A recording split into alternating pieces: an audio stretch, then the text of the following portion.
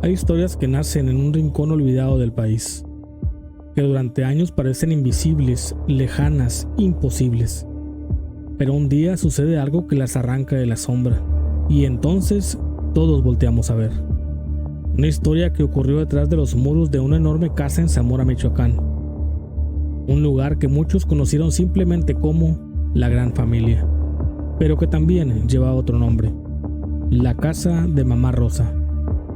Bienvenidos, están entrando en La Fortaleza.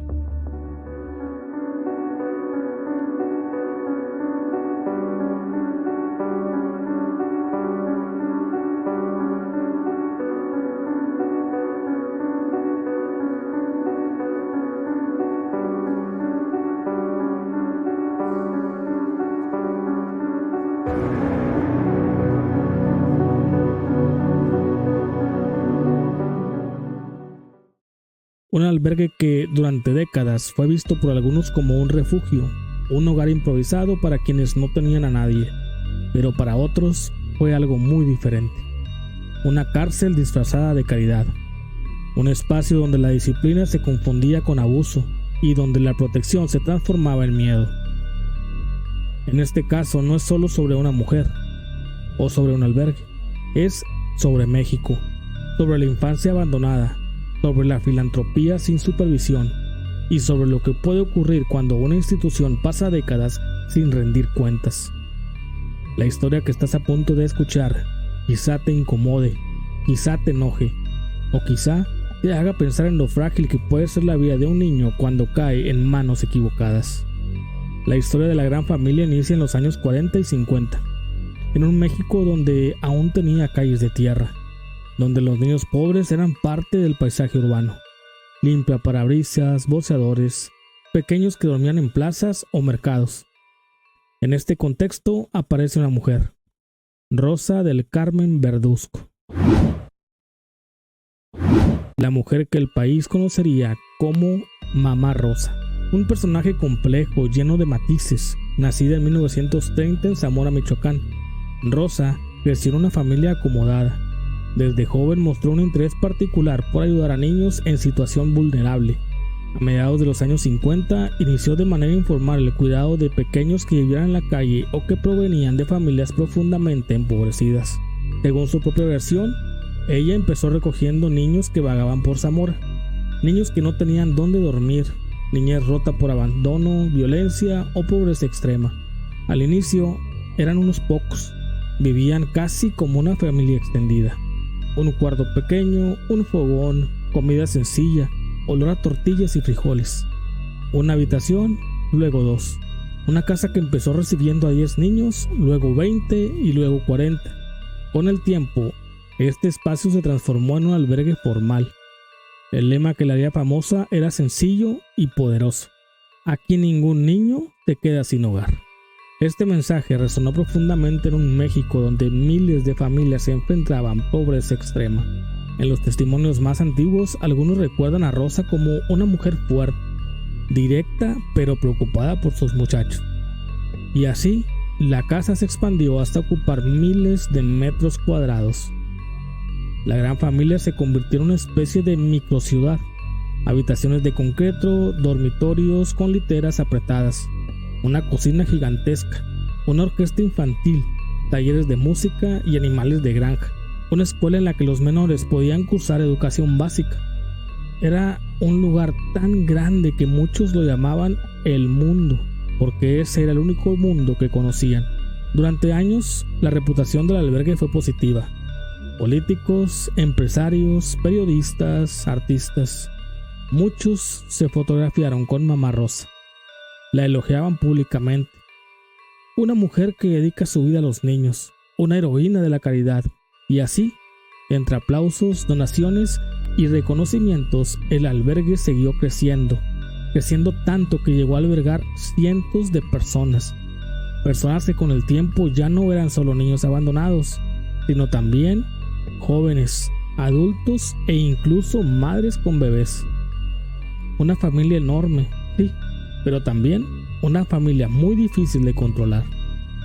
Durante décadas casi nadie cuestionó qué ocurría detrás de los muros de la Gran Familia. hasta que las primeras grietas comenzaron a aparecer. Y esas grietas venían de voces pequeñas, voces cansadas, voces que habían aprendido que en ese lugar hablar podía costar caro. Algunas quejas llegaban a instituciones, otras a familiares, otras se perdían entre burocracia y falta de pruebas. Pero cuando por fin fueron escuchadas, todas repetían patrones similares: castigos, retención ilegal, trabajo forzado, abusos sexuales, hambre, insultos, control absoluto. Un exhabitante recuerda haber sido encerrado durante días en un cuarto oscuro por intentar escapar. Otro relata haber visto golpes, patadas, jalones de cabello, castigos colectivos. Varias personas contaron que eran obligadas a pedir dinero en la calle y que si regresaban sin cumplir la cuota, había castigo. Pero quizás lo más desgarrador era esto: muchos niños crecieron sin saber siquiera sus apellidos reales. Habían sido registrados por el albergue con nombres inventados o incompletos. Para ellos, su identidad era un rompecabezas, uno del que faltaban piezas. Y cuando algunos llegaron a la adolescencia, aparecieron testimonios de abusos sexuales. Algunos relataban violaciones por parte de otros internos más grandes. Otros mencionaban a cuidadores. Otros simplemente decían: no quiero recordar lo que pasó allá adentro. Si uno escucha solo uno de los testimonios, pudiera pensar que se trata de un caso aislado. Pero cuando cientos de testimonios apuntan al mismo tipo de violencia, ya no se puede ignorar. La historia de la gran familia se estaba convirtiendo lenta, pero inexorablemente, en una tragedia colectiva. El 15 de julio de 2014, México amaneció con una noticia inesperada. Una madre denunció que no le permitían sacar a su hijo del albergue. Su queja llegó a autoridades federales y desencadenó una investigación más profunda. La Procuraduría General de la República había intervenido en la gran familia. El operativo fue masivo. Decenas de policías, militares, peritos, trabajadores sociales encontraron un panorama que, según el reporte oficial del gobierno federal en ese momento, se encontraron más de 400 menores, cerca de 200 adultos, condiciones higiénicas deficientes y hacinamiento. Las autoridades reportaron que varios internos afirmaron haber sufrido maltratos físicos o psicológicos, así como restricciones de movimiento. La noticia se convirtió inmediatamente en un caso de atención mediática masiva. En pocas horas, Mamá Rosa pasó de ser vista como una figura filantrópica a ser señalada como responsable de un sistema abusivo, según los testimonios presentados por las mismas autoridades. Tras el operativo, Mamá Rosa afirmó que su trabajo siempre había sido por el bienestar de los niños. Personajes públicos, políticos, escritores, músicos expresaron su apoyo, señalando que el albergue había ayudado a miles de personas. Los menores fueron trasladados a instalaciones gubernamentales para evaluación médica y psicológica. Muchos adultos también fueron atendidos. Durante semanas se recopilaron testimonios, muchos de ellos contradictorios entre sí. Algunos hablaban de abusos y condiciones duras.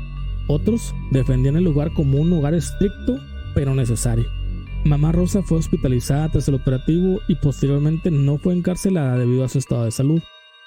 Las investigaciones continuaron, pero el proceso penal no avanzó hacia una condena formal en su contra. Muchos menores fueron reintegrados con familiares, otros quedaron bajo la tutela del DIF. Algunos adultos nunca se adaptaron a la vida fuera del albergue. Hasta hoy, el caso genera debate en México. Para algunos, el albergue fue un proyecto desbordado, con buenas intenciones, pero mala gestión. Para otros, fue un sistema que derivó en abuso y vulneración de derechos. Otros lo recuerdan como su único hogar. Abuso o estructura fallida. La verdad completa es difícil de encapsular. La historia de la gran familia no solo es la historia de un albergue, es un espejo de las tensiones más profundas de nuestra sociedad. La pobreza, la falta de servicios sociales, la desesperación de miles de padres que no pueden cuidar a sus hijos, la vulnerabilidad de los menores sin hogar, el poder que puede concentrar una institución sin vigilancia. El caso de Mamá Rosa nos recuerda que la caridad, por noble que sea, no puede reemplazar al Estado, y que toda institución que alberga a niños, jóvenes, debe de tener supervisión, transparencia y controles claros. Hoy, El edificio de la Gran Familia ya no funciona como albergue, pero las historias de quienes vivieron allí continúan resonando. Historias de dolor, de gratitud, de trauma, de cariño, de pérdida. Historias que como país debemos escuchar. Gracias a todos por acompañarme en este episodio. Si les gusta este tipo de contenido, no olviden seguirme en la.fortalezamx en YouTube, TikTok, Instagram y Spotify.